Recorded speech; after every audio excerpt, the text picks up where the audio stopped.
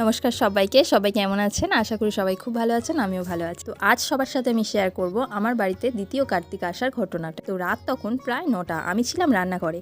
হঠাৎ করে একটা বোমের আওয়াজ পেলাম। তো মা তক্ষুনি বলল যে দেখ পৌলমী, মনে হয় আবার কেউ কার্তিক দিয়ে গেছে। তো আমি তো প্রায় হুমড়ি খেতে খেতে নিচে নামলাম। নেমে দেখলাম সত্যি সত্যিই আমাদের হাবল দাঁড়িয়ে আছে। তো ততক্ষণে দেখি মা আর পাশের বাড়ির এক কাকি দুজন মিলে তদন্ত শুরু করে দিয়েছে যে কার্তিকটাকে কে রেখে গেল। তো আমি যেতেই চিঠিটা আমার হাতে ধরিয়ে দিল এবং আমি চিঠিটা পড়ে বুঝতে পারলাম যে এটা কোনো মিমিদের কাজ। তো চিঠিটা পড়ে শেষে দেখলাম আমার দুই বান্ধবীর নাম লেখা আছে, লাবু মিমি আর মৌ মিমি, মানে লাবণী আর মৌসুমি। সত্যি কথা বলতে এটা ছিল আমার এক্সপেকটেশনের একদম বাইরে। প্রথমে ওদেরকে দেখে ভেবেছিলাম যে পাশের কোচিং সেন্টারের ছেলেমেয়েরাই দাঁড়িয়ে আছে অন্ধকারের জন্য মুখগুলোও তো স্পষ্ট দেখা যাচ্ছিল না। ওদের নাম দুটো দেখার পর আমি যেভাবে ওদের কাছে দৌড়ে গেলাম, স্কুলের 100 মিটার দৌড় প্রতিযোগিতাতে যদি এভাবে দৌড়াতাম তাহলে ঠিক একটা পুরস্কার জিতে আনতে পারতাম।